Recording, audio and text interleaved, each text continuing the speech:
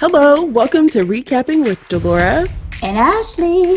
Please follow us on Instagram, Facebook, and Twitter at Recapping Podcast. Also, comment, rate, and subscribe on your favorite podcast platform. We're on all the things. We would love to hear your ratings of the movies and shows we review. Email us your audio file to recappingpodcast@gmail.com and we will play it during the show. Or DM us on Instagram and we will post and read it on air. Thank you guys so much for listening. Thank you.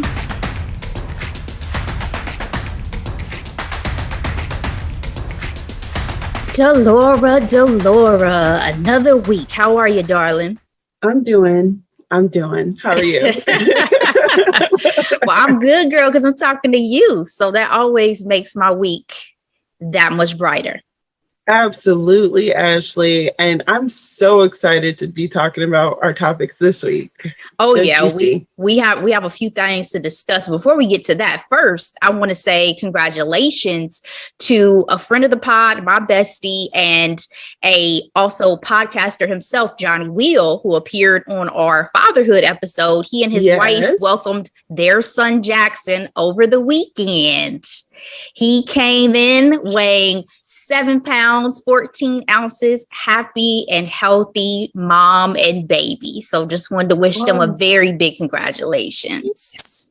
Yes, absolutely. It's we talked about, the mortality rates of Black women. So I'm just always extra happy when things go smoothly with Black women's deliveries. You know what I mean? Absolutely. So, so glad. Yes. Praise Jesus. All right. Amen. So we have an announcement of our own, Delora. We don't have a baby to share, but we are doing our podcast. Exactly. We are changing up our baby because, guys, starting next week, we are going to begin splitting our show up into 2 episodes.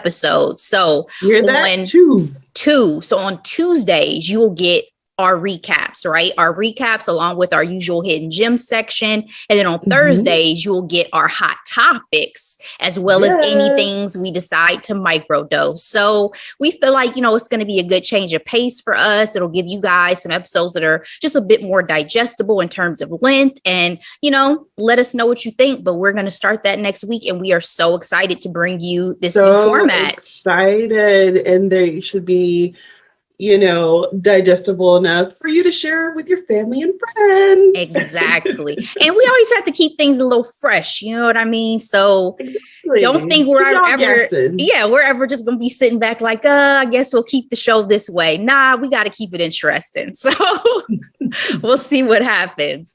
More to love.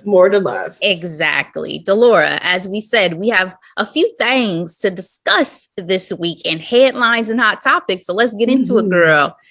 Surprise! Issa Rae is a married woman out here in these streets, okay? As married now. She blew myself personally, as well as I'm pretty sure everybody else, away with her announcement on Instagram. I had to read it like 3 times because she didn't come out. Unclear. Yeah, she didn't come out and say she was married, but she had a series of photos along with the caption, an impromptu photo shoot in a custom Vera Wang dress.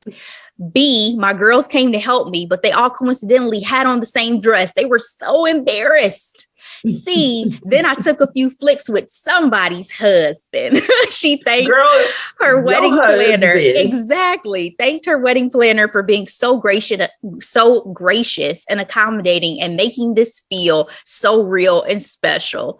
This is very Issa Rae like. Gorgeous. Her and her longtime boo thing, Louis, is it Diame? Diame, possibly. Sure. I hope I got that right, sir. They got married in the south of France in a very hush-hush nuptial situation. But obviously, wishing this couple the very best. Her photos blew me away. I loved everything about it. And I'm here for the creep on not delivering news. I posted Lovey's videos on my Instagram about Capricorns. And I'm like, yes, people always ask me questions about my personal life. And I am that person who does not like to share. It's very Beyonce of me. but that's how I feel. So what'd you think about this news, Delora? Oh my goodness. I was blown away by the pictures and I was like, yo, did Issa get married? And when I read, like you, her caption, I was like, okay, not processing. Okay, it's a joke. I'm loving everything about it. Very much millennial to have their way, make your wedding dress. Like when I tell you, she has been number one in bridal forever.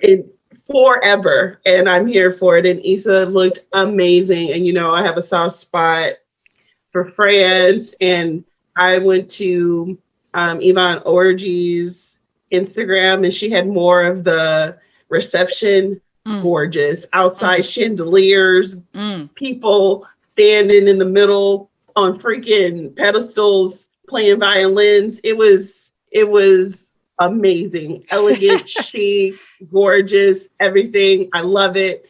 Congratulations, Issa. Absolutely. Our second quick headline. Chrishell Stause is dating the boss, Delora. So Chrishell took to Instagram as well, because everybody's sharing news on Instagram on Wednesday with a photo or a couple of photos of she and Jason Oppenheim, who is the boss, the head of the Oppenheim group from the show Selling Sunset that we both watch on Netflix. Apparently, they are now dating and they are on a group trip in Capri, Italy. They are vacationing with some of the other Selling Sunset cast members, including Mary Fitzgerald, Amanza, Jason's twin Brett. If you recall, Delora, this is the first guy we're seeing her move on from since she was with her Dancing with the Stars pro boo, Keo. Yes. And it seems that Keo was a rebound. You always rebound with the dancer. It was an interesting situation because remember we talked about it on the mic and it was like, oh yeah, this is probably just a fling, but we wish her the best. But then it didn't seem to end very well. So it was like, hopefully, Chrishell, you can move on and find somebody. I did not see this coming, though. I will say that. So Jason confirmed it. He said Chrishell and I became close friends and is developed into an amazing relationship. I care about her deeply and we are very happy together. So given the Keo situation, given, us hating Justin Hartley now for the way he did her dirty, we had to witness on Selling Sunset. What do you think about this situation with her and Jason? I don't know if this is the long haul for her. I don't know. I don't like it when people date their boss, especially when their boss is notorious for dating people in the office, Like Mary? Yes. I just feel like it's a bad look for him more than anything, you know what I mean? Because he obviously only hires good-looking women, so it kind of plays into the misogyny of it all. But for her, I'm like, girl, really? But she's got an interesting dating life. I mean, she used to date old dude from Glee. Obviously, for years. She was 4 years. Also with Justin, 4 years. She also dated like a country singer guy. I don't know his name, forgive me. But I just say all that to say, she is a serial monogamous. So it should be interesting. And he seems to be a bit of a playboy. So that's why I'm not really sure if this is going to last long. And hopefully they end on good terms. But it doesn't seem like she ends things on good terms based off of at least the last two relationships. I don't know how things ended with the Glee guy. So. You saying she may have a Halle Berry track record? That's what I'm hearing. I'm not saying that. She seems like a lovely, lovely girl. She just might pick the wrong type of guys, Yeah. I mean, I love Chrishell. Again, I did not see this coming, but I hope that, maybe this is the start of a beautiful relationship if it's meant to be, because I'm rooting for you, sis. And at the end of the day, it's weird to me too, because of the Mary connection. Like, I know Mary has given her blessing. She's married now, all this and that, but they're like really close. She's still really close to Jason.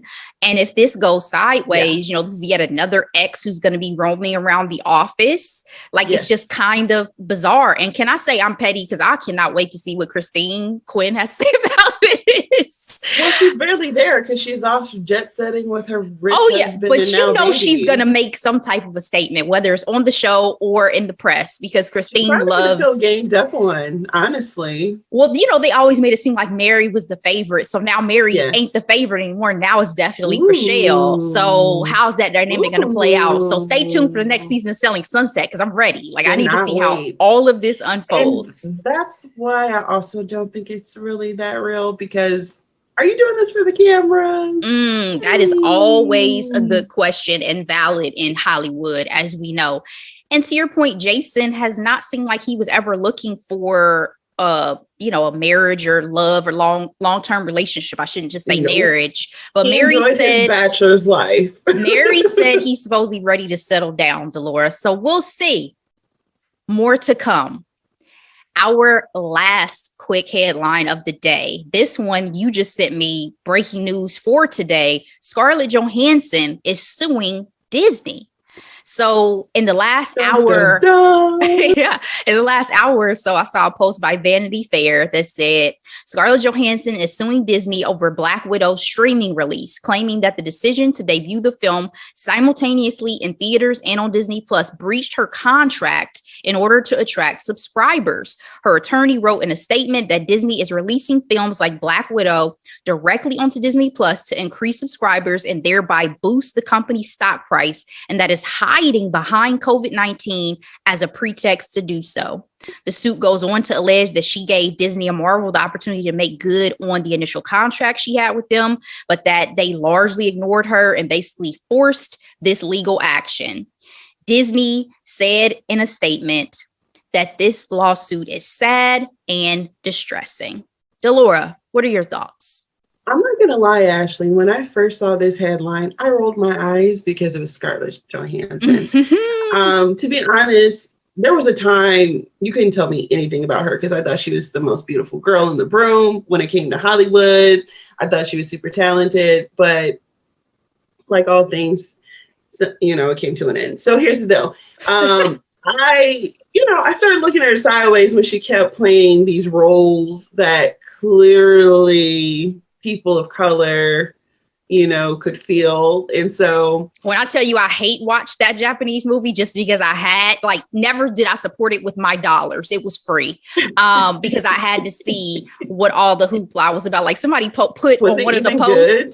It was not one of her best films whatsoever, but somebody put on the post, oh, she's my favorite Japanese actress, right? Obviously sarcasm, but just, falls in line with, I agree with you. She has made some decisions lately career-wise that I've been like, she was going to play a transgender, I think man in an upcoming film that people got upset about. I mean, yeah. And I don't want to go down this rabbit hole. In theory, yes, an actor's supposed to do all types of things, but that is only if the playing field was a little bit leveled, which we all know it is not. So with all of that, it took me actually reading a little bit further to where I felt like, okay, I do feel like this lawsuit is justified. It is a shame considering how long her relationship is with Disney and Marvel, but she did try to renegotiate. If you're not opening these films exclusively in theaters when people have clear, backdoor deals when it comes to their compensation.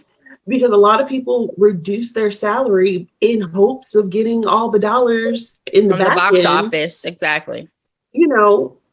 Disney looks really guilty right now. So I think her lawsuit is justified and is very uncharacteristic. So it must mean something. That's where I stand. What about you, Ashley? I mean, I think I'm on your exact same page about the lawsuit itself, right? Because I think this is going to set a precedent for other entertainers and other stars to feel like they can come after some of these bigger companies for these decisions. Because obviously, if these decisions are made with the intent for them to increase their bottom line, but to, take money out of the pockets of the people who are the stars of these vehicles, then I do think that's wrong because there are deals that are made. And if, these actors and actresses, not that they're hurting financially, but obviously I'm giving of my time and my talents and we have a contract. And if that contract is breached, then I have every right to go to the courts and do what I need to do. You know what I'm saying? I know that this is frivolous in comparison to a lot of the other things that people have to deal with and are going through. But again, I think it is going to, if she wins this, is definitely going to set a new industry standard when it comes to the way that these studios are handling actors and their contracts, if they're going to be releasing both via streaming services and via the box office. So now we live in a land, with COVID-19, and it's a variant. So, yeah. So that is our last quick headline. Let's get into two major hot topics. First one, Simone Biles. We have to talk about everything that is going on with Simone. So obviously we've been in the Olympics, and unfortunately I haven't got a chance to actually watch anything, but I'm very aware of what's happening. Simone was one of the stars of the Olympics, obviously given her accomplishments in the world of gymnastics. So it was shocking when she withdrew herself from competition over the past week. Basically, she decided to prioritize her mental health. So she exited the team final and individual all-around finals competitions at the Olympics. She's still been very supportive of her team. We've still been seeing her in the stands at others' events and cheering people on. But it was a huge deal that the star of women's gymnastics for the U.S. has made this decision. And she had another major athlete who is citing mental health as the reason that they feel they need to step away. We had Naomi Osaka that we talked about for tennis. So Delora, what were your thoughts when you first heard this? And what are your thoughts overall about the state of athletics and mental health? So Ashley, as you know, gymnastics is one of my favorite events in the Summer Olympics. So I've been a fan of Simone Biles for many, many years. And when she made the decision to sit out of the team's final, I thought, okay, well, she must have needed this break for some reason, because we have to take these things into consideration. Okay, Ashley, she did that vault and she scored a 13. Simone Biles typically scores 15 and up, okay? And she looked like she was disoriented. So when she said that she didn't feel like she could perform and she's sitting out for the team, she did that for the team. Right. Because if you had a teammate that was not performing, you would sit them out and put somebody else in, period. And she being the leader, she has been dominating gymnastics since 2013, Ashley. She has won everything. Worlds, nationals, European stuff. She has won everything. She is an elite athlete. You do not. The GOAT. You do not dominate that long and have a weak mental psyche. That just does not happen. She lives in very rare air. She knew that the twisties that she had, if her mind-body connection was not there, she knew she was not going to perform, and she would have brought down that team if she continued, and she knew that. Or possibly hurt herself, right? Because gymnastics is a very dangerous sport to do if your head isn't right. And those girls who are her teammates sealed the deal, and they got silver, period. So I feel like all this criticism against her choking or letting down her country, she actually helped us out, because Simone has been out of it for a little bit. And I hate to say it like that, but even the qualifiers at the Olympics, or even at the United States when they were choosing the team, you could tell the jitters were starting to get to her, right? She was jumping out of bounds. She didn't have a very good routine, I think, on the bars. The amount of pressure she's under is something I don't think you and I would ever understand, right? Exactly. That most people will never understand. It is not the same as Kobe playing with a broken ankle or foot. It is not the same as LeBron. What it is she knew that her health and her team would benefit her taking this moment out. And I think I applaud her for it. I applaud her for it.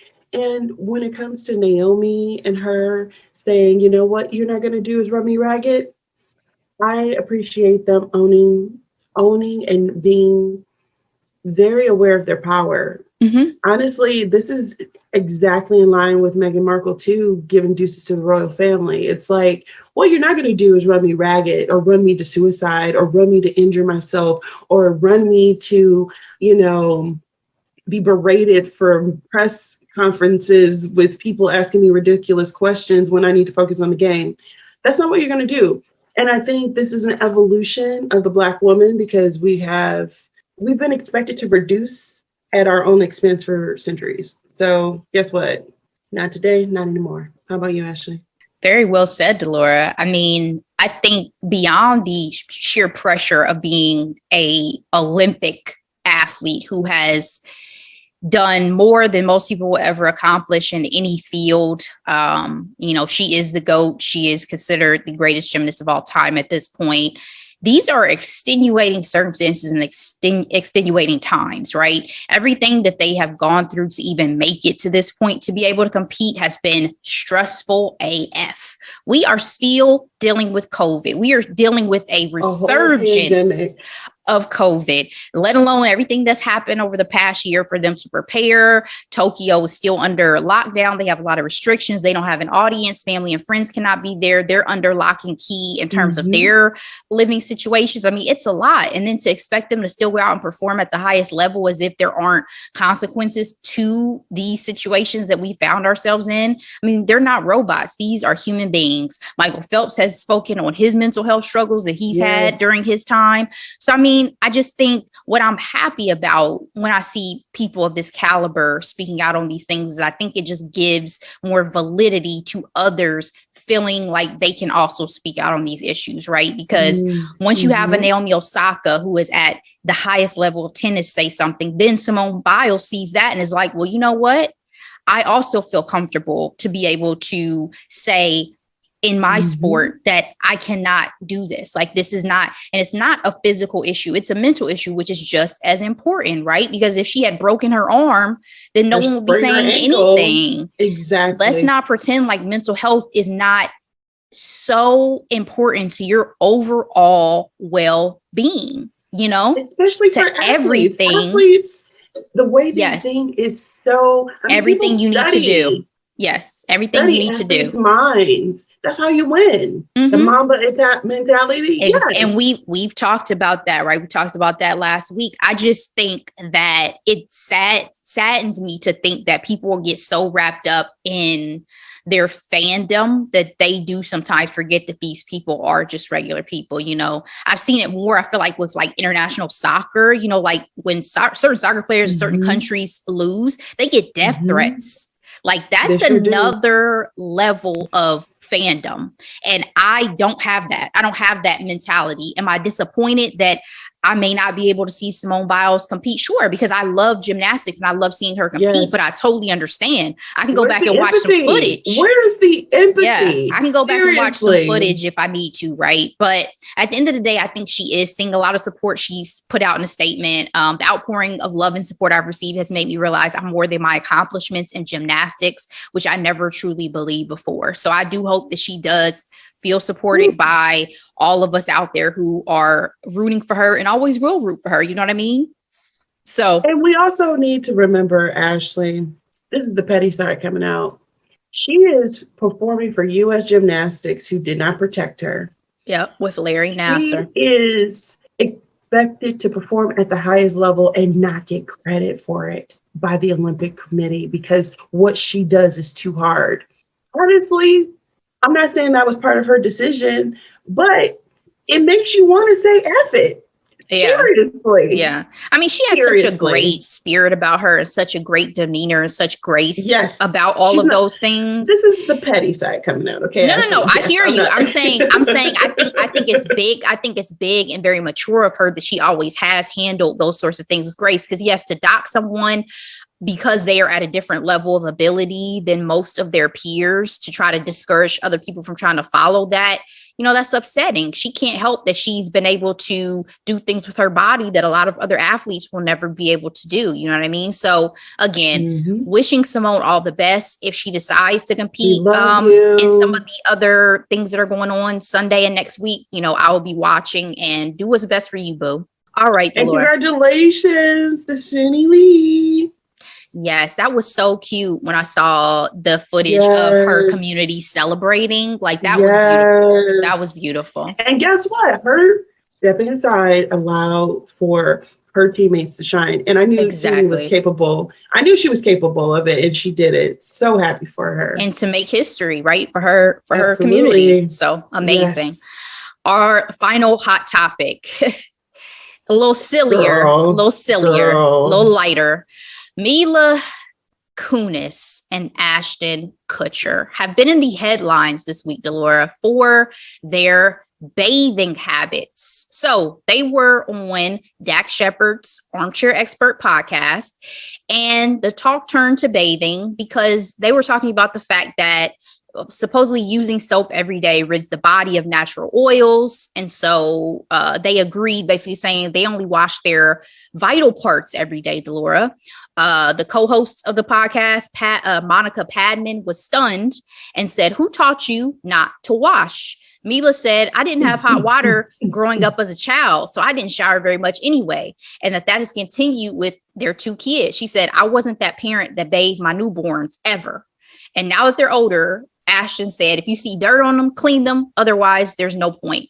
He said he washes his armpits and his crotch daily and nothing else ever. He'll throw some water on his face after a workout to get all the salts out. Mila said she washes her face twice a day. Delora, I have so many things I could say about this story because I am tired of hearing in the last, month or so many tales of personal hygiene that have deeply disturbed me. I've been hearing about this for a couple of years, Ashley. I have only heard to this extent, I swear to you, within the last month or two, and not just on social, because Amanda Seals posted something that I'll talk about that disturbed me. But on a personal note, I have friends of friends, because ain't none of my friends telling me no like that. Friends of friends who have told me about their personal hygiene habits that fall in line with these thoughts and have deeply upset me. So Delora, please, you are a mom out here. Give me your thoughts, first of all, about not bathing your newborn.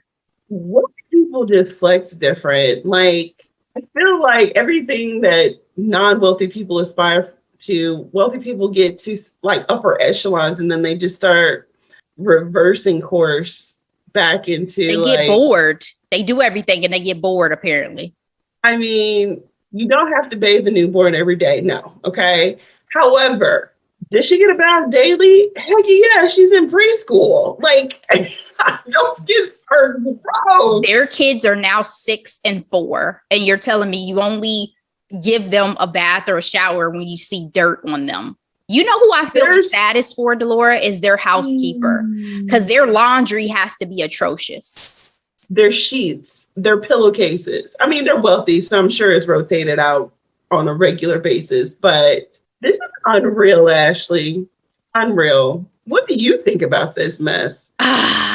It's disturbing to me because, again, it falls in line with this narrative I'm now hearing about people not feeling like they need to have good personal hygiene. Now, I will say, at least for Ashton and Mila, they recognize that there are vital, essential parts of their body that need to at least get some soap and water every day. The story that I was talking about that Amanda Seals posted, there was a woman who was interviewed and said she only showers every 6th day. And when she does, all she washes is her face and her hair, and she lets the soap run down the rest of her body. So you're telling me that water only hits your skin every 6th day, and that when it does, you only wash your hair and your face. What about your period? Like that entire week. Exactly. Like, get out of here with that, Ashley. So the first time I heard this conversation, when I realized grown-ass people don't take real showers or baths, is when I hear that people don't wash their legs and feet in the shower. And I had heard that statement. So I used to wonder why some people's feet were so black. Like some people, their feet be so black. And I'm like, how is that possible? If you showered today, where have you been walking? Oh, y'all just don't even get in the shower. Now, I will say culturally, Black people like to use hand towel or face towels. Yep. Washcloths. Culturally, washcloths. Right? Whereas I have heard our lighter expressions, aka white people, liking to use the bar on the body, which it's above me now. But at least soap is involved. Yeah.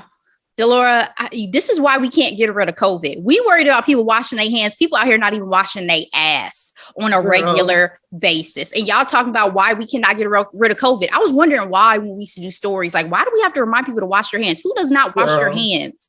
Too many of y'all are not washing. What I will say is my grandmother, Mildred Lee Watson, God rest her soul, I am her granddaughter. I am her daughter's child, because we were ready for this pandemic. Because what we did was every time we came from the outside, we washed our hands. Because and then when we went to church, my grandmother used to have in her car alcohol that she used to put on some cotton balls and put it on our faces. Because she's like, you need to wash the world off your face. Because we were little kids and everybody wanted to give you kisses.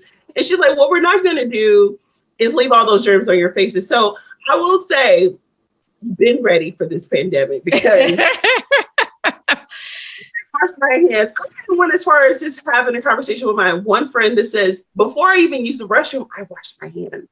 Mm-hmm. And I wash my hands when it's over, because my bits are precious. Okay. Yeah. And what we're not going to do is have the world on my fingers when I'm going to the bathroom. That's all I got to say to that. This is why communal living, public bathrooms have just always disgusted me so much, because again, people are very different than I was imagining. And I saw a post by Lovey as well, where there was a story of a doctor, Delora, a doctor who showered so infrequently, he got a penis fungus, and then was so embarrassed that he got a penis fungus that he would not go to the doctor. But he himself was apparently a doctor. This was a post on Instagram. This is what I'm saying. This is what I'm saying. This is what I'm saying. Lies. This is what I'm saying. Lies. And y'all wonder why there are these diseases out here, why there's so much, it's just too much for me. Now, I get it that there is scientific evidence really about the removing the natural oils from your skin, but there are reasons behind us needing to get rid of the outside when we come inside. I do not even allow people to wear shoes in my house, let alone I'm not showering on a regular basis. I'm in at least a once a day shower. Delora, I some days shower thrice, depending on what I have done, because I live in Florida and it is hot and you get sweaty. Okay, that mugginess, girl. And I would never live in Florida. Delora, I will be damned if I'm intimate with somebody and their body is smelling bad. I've heard about smelly balls. I don't want it. I don't need it. I don't need it. I don't need it. I don't need it. Facts. That's all I gotta say. Do not bring your body over here and you have not showered. Okay. I just don't know how people live this lifestyle. It's just different. In all the creases, like, girl. And people freaks too. Freak nasty. Oh, Jesus. Speechless, because that was disgusting to think about that. Oh my gosh. I digress. What I will say is this story was not surprising. It was just another piece of evidence that there are people out here living different than me. And I am glad that I get to stay in my home and not deal with y'all on a regular basis, because that's nasty. I'm sorry. I'm judging you harshly, Mila and Ashton. That's nasty. So that's all I got, Delora. You got anything else for that hot topic before you move on to the recap? Girl, no. Okay. It's all you, boo. It's all you.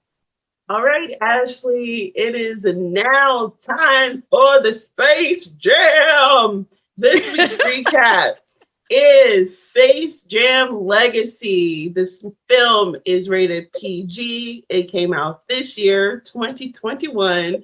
It is an adventure comedy It's an hour and 55 minutes long, and it's available on HBO Max until August 15th for streaming. So, quick summary. Superstar LeBron James and his young son Dom get trapped in digital space by a rogue AI. To get home safely, LeBron teams up with Bugs Bunny, Daffy Duck, and the rest of the Looney Tune gang for a high-stakes basketball game against the AI's digital ties champions of the court.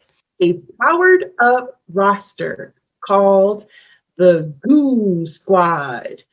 This film actually stars LeBron James as himself, Don Cheadle as algorithm,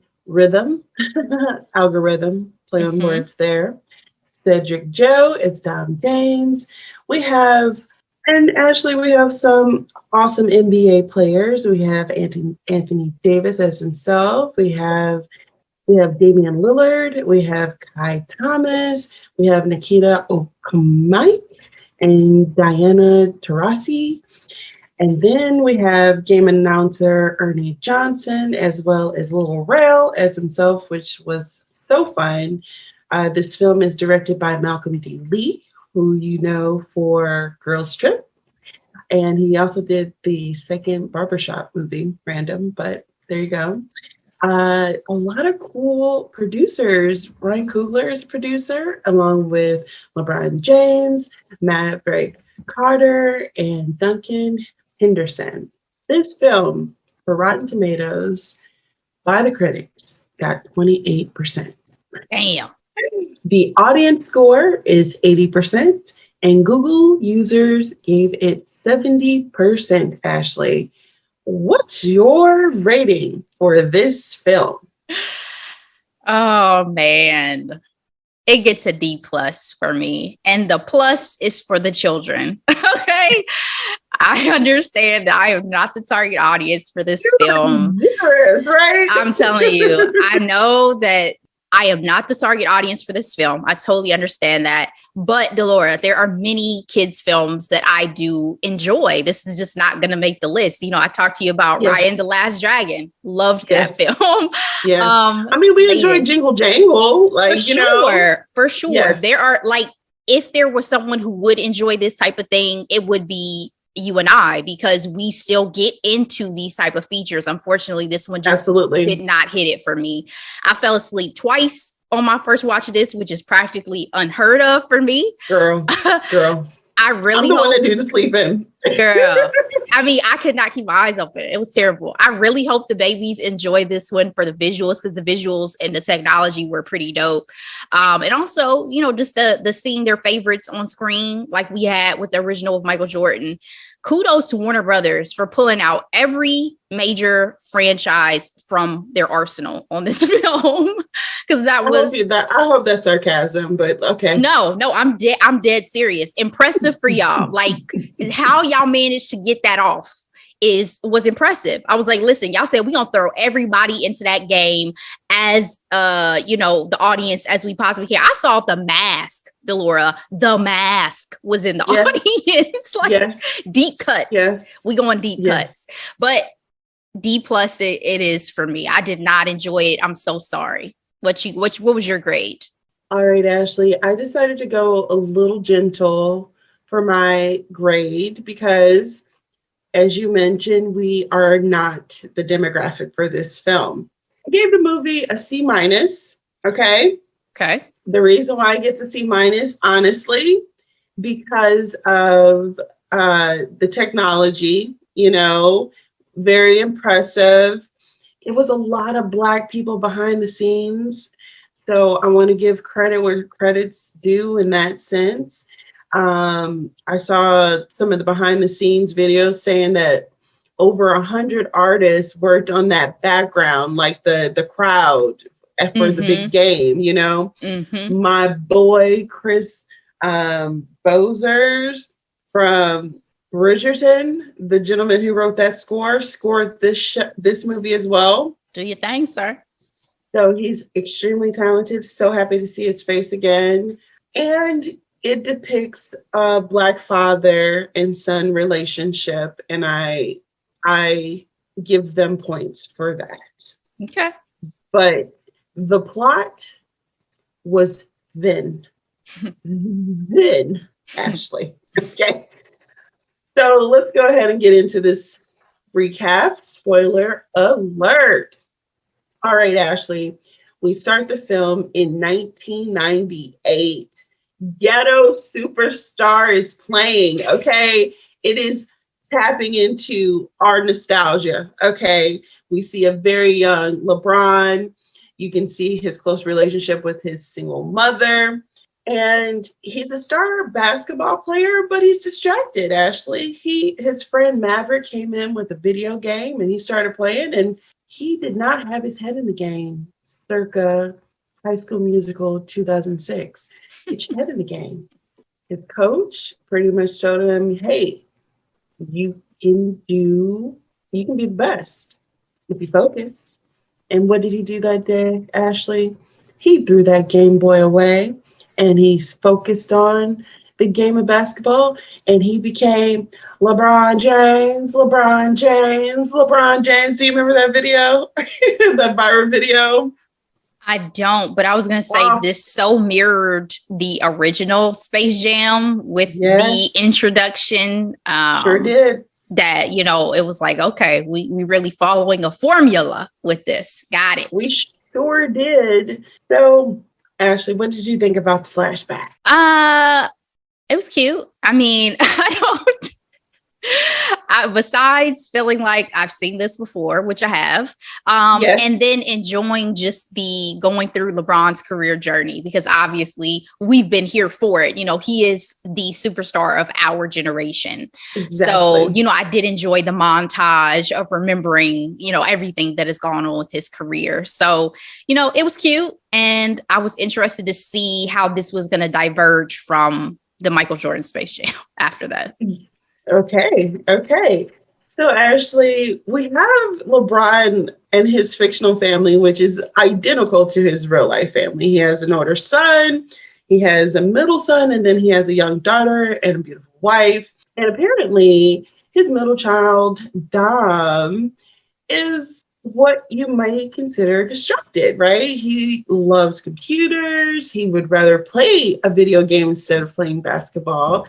We see in one of the opening scenes that, you know, he and his brother were playing on the court, but they weren't serious. And so he missed a shot. And LeBron's like, hey, you know, get your head in the game. You know, we take this very seriously. And one of the funnier jokes, which didn't really land, that's another thing. The humor didn't really land very well in this movie, but the most memorable part was when LeBron was talking to Dom and his oldest son was behind him, mocking him. And he was like, you know, stop it, son. You know, I got full court vision. Did you pick up on that, Ashley? Yeah, I mean, there were a few jokes that I chuckled at for sure, even with LeBron. Like, LeBron was not great in this acting role, but he made me laugh just a couple of times, even if unintentionally. So that I didn't really enjoy was him being such a hard ass. Like, obviously we don't know how LeBron is with his kids, but in some ways what we have seen is him doing TikToks with his kids. So like him being like borderline Kobe's gotta stay focused wasn't very convincing. Were you doing it? No, I literally have in my notes. LeBron is a hardcore dad. Is very funny. I'd imagine he's quite the opposite, because I mean, LeBron isn't even like this with his teammates for the most part, let alone with his children. I think that is one of the things that's so funny, is because I imagine that he would highly encourage anything that his kids would want to do. Especially when you have a young Black child who is able to create their own video game. You know what I mean? Like, that's impressive as fuck. Talented. Yeah. Exactly. And so, Ashley, I'm glad you brought that up, because Dom is not just distracted by video games. He creates them. He has a whole game he created. And he's a genius. I mean, that's genius. So impressive. And so he has basketball camp coming up, but he doesn't want to go because he would rather go to computer camp. We see LeBron's wife tell him, like, hey, you need to reach out to your son, okay? Like, he needs a father, not a coach. What did you think about her character? Do you feel like they utilized her enough? Well, from what I heard, they felt like that they included the wife character more than the original with allowing her to be more present. I feel like they did a slow-mo every time she came around. Like it was almost like in a low down dirty shame. Remember every time the one chick came, they had the music. Like I felt like that was the only thing that was missing because otherwise the pan to her was always a little bit dramatic. So I think they made it a point to show that she was in a position of power within her family dynamic. You know what I mean? Like she was the one who kind of guides LeBron in a couple of ways throughout the film. And, you know, so I do think that they gave her more screen time than the original did. That's a great point, Ashley. And with her sage advice, LeBron goes and sees his son and his game. And there's this signature move that his son was excited for him to do because it's LeBron's move in real life, but the signature move deletes the character. And Don was really disappointed because it takes him a whole week to rebuild it, Ashley.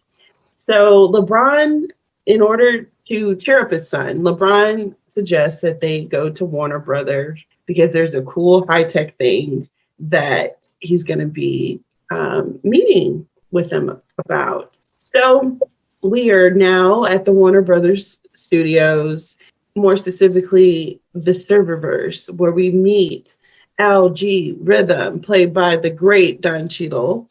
Thank God for Don Cheadle. Really? Oh yeah, for me, yes. His motivation was very weak. He wants recognition, pretty much. He wants to be famous. He wants to be famous. Yes. But I say thank God for Don Cheadle, the actor, not this character, because I just don't know what they would have done if they did not have an actor who knew how to work with not a lot, right? who could give us some things, who could, you know. Like if you gave Emerald some canned food, he'll make it work. You know what I mean? That's all I have. Thank God for Don Cheadle. That's all I have. Earl is interested, as you mentioned, finding his time to shine. And the only way he's going to do that is luring King James into his project, Warner 3000.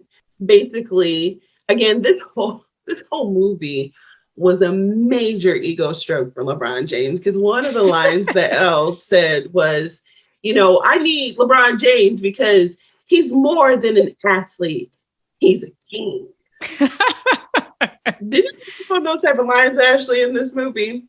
I mean, when you have him behind the scenes, on the screen, he's a professional athlete. You know, it wasn't unexpected. You know what I mean? It was not unexpected whatsoever. It was funny because you also have Don Cheadle making jokes about him at the same time. There was a scene with his son where he's like, my dad, oh, that's yet to be seen. You know what I mean?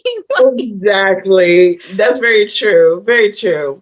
All right. So LeBron and his son make it to Warner Brothers. They're presented Warner 3000, which is essentially an algorithm that will scan you into your favorite movies. LeBron hates it. He says, you know, that was something when athletes act, we always know, you know, it always goes bad or something. Don, however, didn't think it was a bad idea. He thought that, you know, it's worth taking a deeper look into it. Somehow the personal conversation comes out and he tells his father that it's like, hey, I don't want to go to basketball camp. You know, you don't understand me. And he walks away. Very rich kid stuff, Ashley. And of course, LG is upset because, again, LeBron completely poo-hoo on his idea. This was his one thing to get him out into the world and notoriety. So he has a grand plan to kidnap Dom because desperate times comes from desperate measures. This may sound crazy. Sorry to interrupt you, but I wonder if he modeled this after Kanye West. Like, for some reason, his character gave me Kanye West narcissism of it all. Just the ego of it all. Just gave me Kanye West vibes, like so hard throughout this film. One point, Ashley. What I was actually going to say to you is, what did you think about Al utilizing all the technology to track LeBron or anybody that he was trying to lure into the serververse? I think it's Big Brother, huh? I think it's one of the morals of this story. Like, I have 2 morals down that I was like, this is deep for a children's film. But one is technology is the devil, because as we can see, Algie is diabolical. He has his desire to basically potentially take over and have everybody kind of under his power and under his control to a certain extent. And also the whole monitoring people aspect, the stealing code from Dom, all of that fell in line with the things that technology can do right now, right? Yes. And that's just what we are the most aware of, whereas there's a lot of technology and things that are happening that we're not aware of. So it's, to me, speaks to a deeper moral of this story that I took from it. But that's just me putting a lot onto a children's film. I know. Thank you for that. And that's why I asked you. I'm like, they're really playing into Big Brother. And, I'm kind of reminded of the whole viral TikTok of the nurse that said, hey, the vaccine, you think the vaccine is tracking you. He's like, the phone you're looking at this at is tracking you. Exactly. And we are essentially slaves to our devices at this point in our lives. The only thing that remains to be seen, which, some people have some evidence of, is, computers developing some level of consciousness, right? And having some type of I'm not ready. Will, but, ability to do things independently, right? And I love those shows and films, but let me be dead, Jesus. Take me before that happens, please, because I can't handle it. I'll be trying to get to space, Ashley, That's funny you say that, because one of the comments I got from our show last week when we discussed billionaire space trips was they just know more than we do, so they're leaving us here to die. Essentially. Lord. See, I can't even think that hard about Listen, I was like, probably so. Probably so. They have access to a lot of information we do not. So probably so. LG takes Dom into the serververse and LeBron. And this interaction was actually kind of funny. LeBron's like, I'm calling authorities. Siri, get me out. And then one of the funnier parts, like, the computer's black. Everybody black these days. Hello, Loki. Everybody is black these days. Black-owned organization. That's spoiler without no spoiler. Okay. So everybody's in the server. We got LeBron, we got Dom, and they are talking to LG. And LG essentially steals Dom and tells LeBron, like, hey, if you want to see your son, we're going to play a high-stake game of basketball. And if you win, you get your son back. But if you lose, you stay in the server forever. I love that diabolical. Forever. Actually, we then go into a freaking 30-minute Warner Brothers promotional ad. Yep. Because all these quote-unquote worlds are all of the popular Warner Brothers titles. We're talking Harry Potter, Game of Thrones, Batman, Matrix, and then he lands in Looney Tunes. And somehow only Bugs Bunny's there, Ashley. I wrote this down. I broke this down in my notes. It's like, so out of an hour and 55-minute movie, the first 15 minutes is all about LeBron James, and a whole nother 30 minutes was Warner Brothers showing all of their credentials. It was a little bit too on the nose, Ashley, so much so that David and I looked at each other like, what is going on here? That's why I say kudos to them. They said we about to get every character into this film. And Delora, when he fell into Looney Tunes world, he fell into as a Nike sign. Like they did so much product placement in this film. It was gross, Ashley. I'm not gonna lie. It was gross. Cartoon LeBron was my favorite LeBron, though. He should have stayed a cartoon for the majority of the film, in my opinion. A bit longer. Yeah. So Ashley, he has to build his team. So he goes and finds Bugs Bunny and Looney Tune, but he's the only Looney Tune there. We find out that all of the Looney Tunes have went to other worlds in this serververse to live out whatever fantasies. And so that was pretty funny. That was a funny sequence with all of them playing different Warner Brothers characters. That was funny. So what was your favorite character? Lola Bunny, absolutely. In the Wonder Woman world. Same. Loved that. That was my favorite one too. And I will say I did enjoy seeing Granny as the Matrix, because that was unexpected. I really did appreciate that. So while LeBron is scouting all the Looney Tunes, and one of the things that's also worth mentioning was it looked like Bugs Bunny had some ulterior motives here. You know what I mean? Because, Warner Brothers showed us all of the other characters, but, he was only picking Looney Tunes, right? To be a part of this basketball team. And of course, they made a quick joke saying, oh, a high stakes game of basketball. That sounds familiar. But they never really, talked much about the original film, because apparently this is a continuation or something or other. A new legacy, apparently. A new legacy. Yeah. Thank you, Ashley. Very on the nose. I appreciate that. Well, Dom is getting to know LG, and they develop the Goon Squad. Okay. So basically, their relationship made me very uncomfortable. Really? Because did you expect more out of Dom to be a little bit more self-aware, or what? I think it was just, as an adult, it was very weird to watch an adult manipulate a child mentally. Oh, that was just very strange. And to try to be turning him against his father and feed into negative thoughts about his father. It was just a little weird to watch. But I'm grown. So again, kids aren't perceiving it this way. And I'm glad that I guess it was a little more light, like to your point about Dom not realizing. I think if we had seen it where he was considered a prisoner, it would have been much darker. But they had to build some level of a rapport. But as an adult, I'm like, this almost feels like grooming, and I don't like it. And that's what I was just about to say. I mean, most, people with evil intentions like that are very manipulative, right? Yeah. They're able to, create a cage without you understanding that you're in a cage, right? So you're giving me some cruel summer vibes there. All right.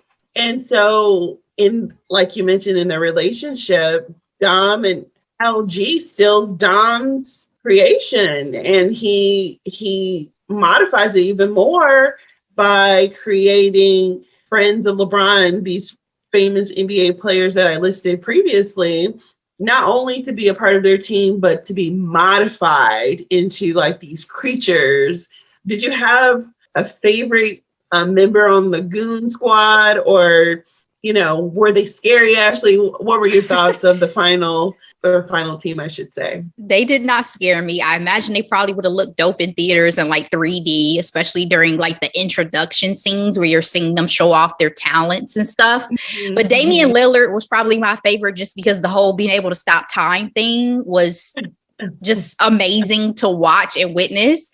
And obviously a big, huge plus for his team and their ability to score. So that he was probably my favorite Goon Squad member. But it was an interesting update, right? Because originally the players in the original film got their powers or their talents taken by the Goon Squad, whereas this time they are the Goon Squad. So it was interesting change up. Thank you for pointing that out, Ashley.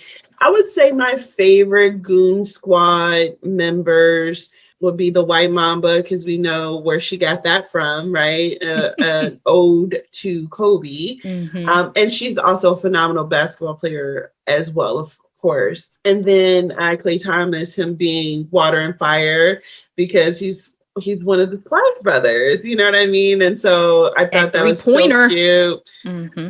Wish. So I appreciate that, but I have to say I didn't enjoy looking at them. You know what I mean? Like I in terms of the artwork, I mean, everything was very impressive. But in terms of like me enjoying looking at them, I thought they were ugly at the same time. Like, especially with the brow. I think they were supposed to be monstrous. So that's probably why. I know. Yeah. I know. I like nice aesthetics. So, you know. They didn't match with the rest of the beauty of the serververse, essentially. Exactly. All right, Ashley, it is game time, okay? And the Looney Tunes get an upgrade in their luck. They go from 2D to 3D. What did you think about their update? It seemed forced, right? They didn't ask for this. So it felt like they were being harmed in some way. Obviously, they were fine. I think what I was wondering was it going to make them more vulnerable? Because obviously being Looney Tunes, they can be hurt and they can, fall and do all these things and nothing happens to them. So I was worried it was going to make them like mortal in some sort of way. That I was like, what is your purpose? Because obviously Algie has a purpose for everything he was doing, and he is the one who made them into 3D versions. So that was what I was thinking at the time, was like, what is this going to do? Or is one of them going to die? Yes. And the Looney Tunes, received this upgrade or makeover, and Algie starts stealing people from real world and bringing them into the service first. Okay, so LeBron's family is there, as I mentioned earlier. The announcer and Lil Rel is there to announce this game. Like, and then again, every freaking character in Warner Brothers portfolio was in the audience to watch this high stake game, Ashley. So LeBron tries to plead with his son to say, hey, you're not in good hands over there. You need to come with me. We need to get out of here. His son does not take the bait, because the friend still thinks Al is his friend. One of my favorite scenes is when his wife gets dropped in and she's calling for him.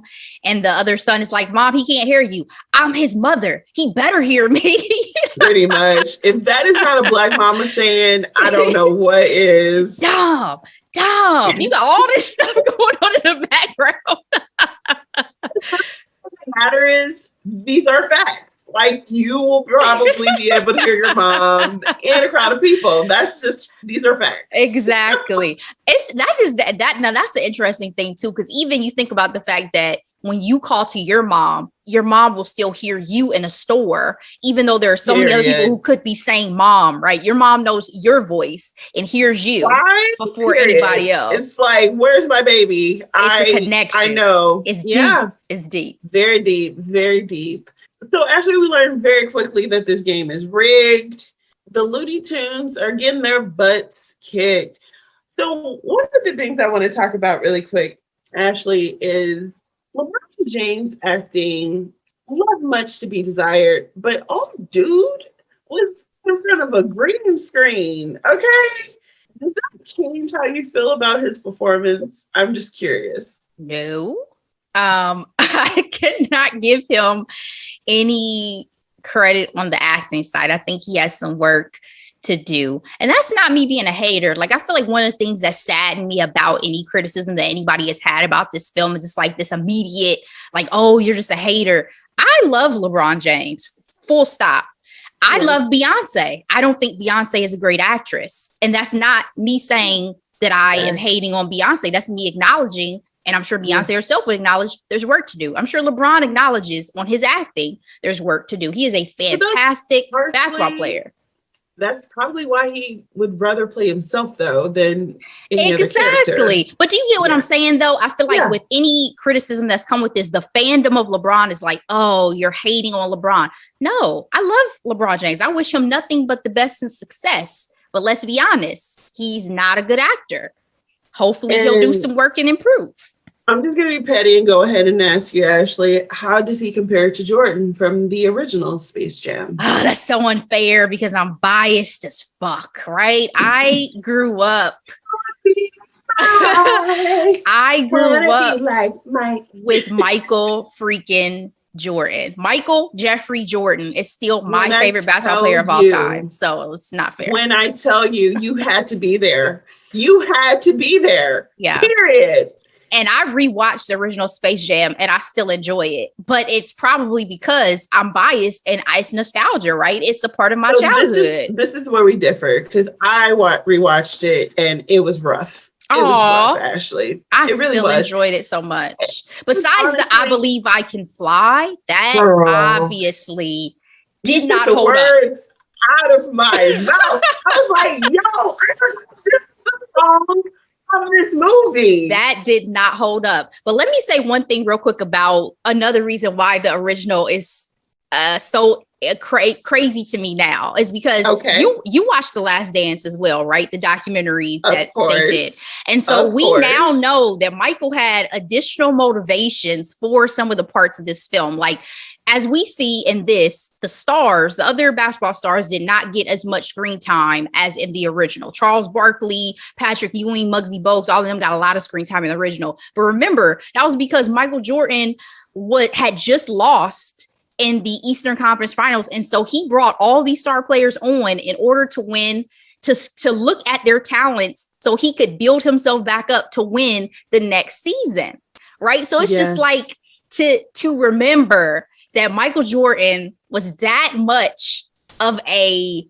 He's insane. Yes. He's a crazy man. Yes. Of a competitor that even when he was filming this children's film, they built a basketball full court for this man and he would play these players every single night. So I just can't, it's too much. There's too much information. It's too locked into my brain. It's unfair. I can't even compare the two. Well, actually, I will say, after The Last Dance, I feel like I like LeBron more as a person than I do. Absolutely.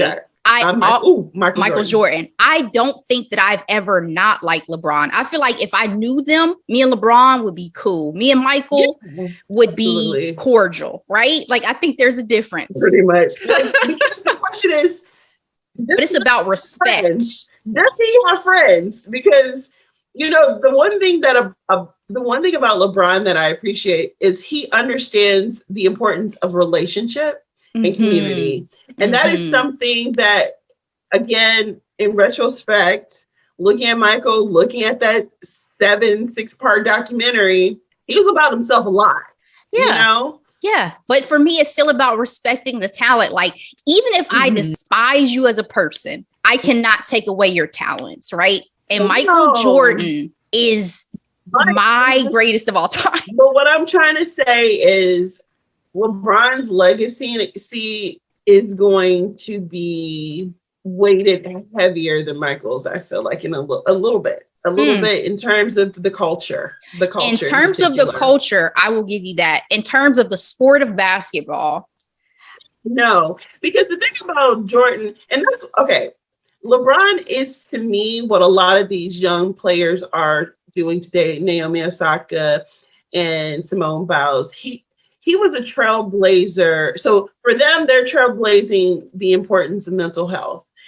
For him, he trailblazed not sticking with the same team your entire life. Now, what I will say is Michael Jordan's legacy is what it is because he stayed with the same team his entire career, for the most part, when it mattered. Okay, we all know about the later years, but same with Kobe, same with Larry Bird, same with Magic Johnson. There's something about legendary in that time of basketball. Yeah, they were franchise players. They were franchise players. Have today, and LeBron was like the first to break out. You know what I mean? And start the creating super teams and all that. So, and I felt some way about that originally, but you know, but I was never a Cleveland fan, so I never had to deal with that. Oh, okay. Then yeah, we're definitely on two different pages. But I don't want to derail the conversation to talk about their differences. I think we're on the same page though, in the sense that yes, I think LeBron is of his generation. It is of now, and we can look back and we can think about and criticize some of the decisions, some of the ways that their career choices and individual choices as human beings greatly seem to differ.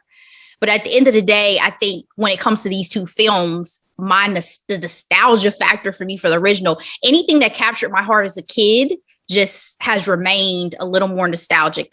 But Space Jam, if I was an adult then, probably would have been trash to me too, right? Because I would not have had that same, I would not have had that same feeling about it. So, but I also brought up the two and the comparison of it all just because it was propaganda in 1996 with the Michael Jordan stuff as it is with LeBron James. So I mean, there is there's going to be one difference that I'm going to point to at the very end of the film. Okay. So we're closing it out now, Ashley. So the Tunes are losing, okay? And because we realized the game is rigged. And during halftime, LeBron realized, hey, I'm playing with the Looney Tunes. Let them be lonely. So he tries to loosen up. And, you know, they start scoring. One of my favorite scenes of the game was the alley-oop with Lola Bunny and LeBron. That was super cool. And after that, he was like, yeah, be yourself. And they realized, like, hey, there's value in that, right? Mm-hmm. The game gets really close and Al is losing it, right? Because he rigged the game. He was supposed to win, you know? Going hard on the Goon Squad, and that includes Dom. And Dom realized that he's not having fun anymore. He's just not. And LG is a maniac. LG is a maniac, and he is throwing real shade at him, talking about you need to get your head in the game. Letting you on my team was a mistake. First of all, what LeBron letting up? I'll talk to his son like that, though. Like, that just seemed a little rough. I mean, for sure. I think at this point, he was probably like, what am I supposed to do? I'm trying to get my freedom and my son's freedom. So let me just go ahead and finish out this game so that we can get the F out of here. Because, you know, being in the serververse, LG is completely in charge and in control of everything supposedly that's going on, right? You think you're just a little human being that's just been inserted. So if I try to fight him, what good is that going to do? Let me just win this game one time. Excellent point, Ashley. But I get the feeling you would have stepped to him like, hold on, don't be talking to my son like that. Something. I'll stop this game right now. I gotta go step to this dude real quick. So LeBron pleads with his son one more time. And there's that very heartfelt moment where he's like, I don't know if I'm saying this right, but I want you to know that you're amazing and I am sorry. Mm-hmm. And he even said that you're teaching me. Do you understand me? And he's like, do you know how special you are? And Dom looks up to his father and he says, sounds right to me. I love you, Dad. And this is where I feel like, okay, I appreciate this. A father apologizing to his son, which is something, you know, I thought it was a beautiful moment. Yeah, for and sure. So I appreciate that the positive imagery of a Black father and a son, the same way as I cannot wait for King Richard to come out. Because, girl, did you see that trailer? Of course, I saw the trailer that was posted to at Recap Podcast Instagram. Check it out, you guys. But girl, I watched that trailer like 5 times and I have yet to watch it with dry eyes. They win the game by being themselves, even when even though the algae got really big and bad and blue, it didn't work. And part of the reason why they won was because they needed to do the special move, LeBron's signature move. And LeBron was willing to make that sacrifice because, as you remember from the beginning, you are deleted as a character. But guess who saves the day, Ashley? Who? Bugs Bunny. He comes in to save the day, and he is fading away. I'm not gonna lie, I was like, are they really about to kill Bugs Bunny? You know, that's why I said when they turn 3D, I said, are any of these characters now vulnerable to die? So y'all really gonna take out my favorite? They're gonna take out Bugs? That's how y'all feel? I was upset for a minute. I was like, there's no way. This cannot be the end for Bugs Bunny. Cannot be the end. But the Looney Tune gang wins the game, Ashley, and everybody goes home. LeBron and his relationship with Don is, reinforced. Don gets to go to computer camp instead of basketball camp. And guess what, Ashley? Bugs Bunny is very much alive. Hallelujah. Do you have any final thoughts for this recap, Ashley? Just 3. That's all. Okay. My first one. For all the weirdos out there who were upset that Lola Bunny was not as sexy and dressed provocatively as previous. What? Oh yeah, there was a whole controversy about men specifically being upset because Lola was not her usual sexy self. Let me say this. This fascination that we have with cartoon characters has gotten out of hand. If there's a remake of Aladdin, I'm not going to be upset if he's not wearing a tiny vest, Delora. Period. I'll be fine. If he needs to cover his chest, do so, Aladdin. Ain't nobody checking for a cartoon character's sexiness. Y'all need to let that issue Period. Go. That's 1. 2, Michael B. Jordan cameo. Loved it. I knew it was him immediately when I saw the silhouette of his head because I know his head. Yes. The Friday Night Lights line was a callback because that was the first show I loved that Michael B. Jordan did. And now it makes more sense why in real life he had been popping up on the sidelines of LeBron's son's high school games. We know why Drake was there because Drake's dating people's mamas. But I didn't know. I did not know why Michael B. was there. So now it makes total sense. And my last one, I talked about the 2 morals of the story. First one, technology is the devil. My second one, we were talking about the comparisons with him and Michael Jordan. I feel like the original Space Jam was all about this I want to be like Mike mentality that was being pushed so hard in the 90s. In this case, I feel like LeBron is saying that people need to embrace their individuality and their individual gifts and talents instead of the Looney Tunes be like him. Instead of the Looney Tunes trying to be like him, because even Lola brought that up during halftime. Instead of his son trying to be like him, he's saying embrace and love who you are and what you have to give. I know that's a deep thought for a kid's movie, but that's the moral that my 33-year-old mind took from this film, Delora. And that's all I got. Ashley, that was beautiful. And we are going to end on that note. Now it's time for Hidden Gems. Would you go first, please? Absolutely. I have 2 hidden gems. My first one, they're both Amazon Prime series. I don't know why. I feel like I always do this, that is usually the same streaming service for whatever reason.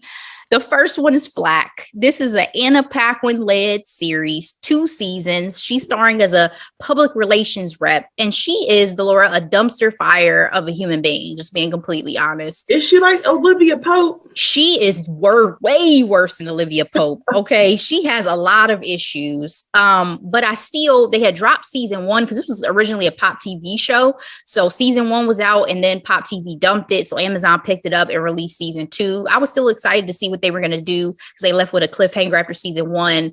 And I'm hearing there may be a season 3 and I'm still here for it. So I think it's worth a watch. Anna Paquin's a different role for her. You know, we saw her in like True Blood and things like that, but she's a little more emotionally complicated in this series, I'll say. So it's interesting. And then each episode is like some crazy Hollywood case that her and her team are covering up. So you have that as well. And the main Black woman who's in it as her boss is amazing. I can't think of her real name in real life, but I love her. Second hidden gem is Making the Cut, season 2. Heidi Klum and Tim Gunn still going strong in their partnership with Amazon. You know, it's funny. I realized after doing these for so long, I've never been a big fan of reality competition shows, except for fashion and art competitions, like Blown Away on Netflix. That was my shit. The things these designers do with time and resource constraints is amazing. I'm even more invested in season 2 than I was in season 1, even though this season they have like COVID constraints that they're dealing with, location constraints. Winnie Harlow is a guest judge this season, and I absolutely love her. 4 episodes currently, with new ones dropping on Fridays on Amazon Prime. And those are my 2 hidden gems. Thank you, Ashley. Okay, so this week I have 1 hidden gem. This is a show that I started watching with my baby girl because we both were sick this week. It's available on Netflix. It's called Hilda. It is about a fearless blue-haired girl travels from a wilderness full of elves and giants to a bustling city packed with new friends and mysterious creatures. There are 26 episodes. It's been around since 2018. Fun random fact, the theme song is composed by Grimes, and if you know who she is, she's Elon Musk's baby's mama. So they're very odd people, or very interesting people, I should say. But it's like, I told Dave, actually, I'm like, this show I probably should watch in the winter with like some hot chocolate, you know, watching the leaves fall, because it's a very cozy show. I don't know how to explain it. It's a Canadian fantasy show. It's a cartoon. The episodes are no more than like 25 minutes. And the little girl, Hilda, is a little witchy. You know what I mean? Like all these mysterious creatures, trolls and elves and, you know, as I mentioned, giants and ravens and all that. It's a fun show. It gets kind of a little dark, so I have to see how long I'll be watching it with my little girl, but the animation is just so adorable. And like I said, I probably would love it even more in the winter, but you know, when you're sick, it kind of feels like I need I need comfort watch. So watch Hilda. It's really good. It's really good. Okay. And that's it. Awesome. Well, thank you so much, Delora. We are wrapped for this week, guys. But as I mentioned, new format starting next week. Our Hot Topics episode is going to drop next week, next Thursday. And then the following Tuesday, we'll be back with a brand new recap. So please stay tuned. As always, thank you so much. We love you. Live your best life. Stay safe. Thank you. You know, stay away from COVID as much as possible. All right. See y'all next time. Bye.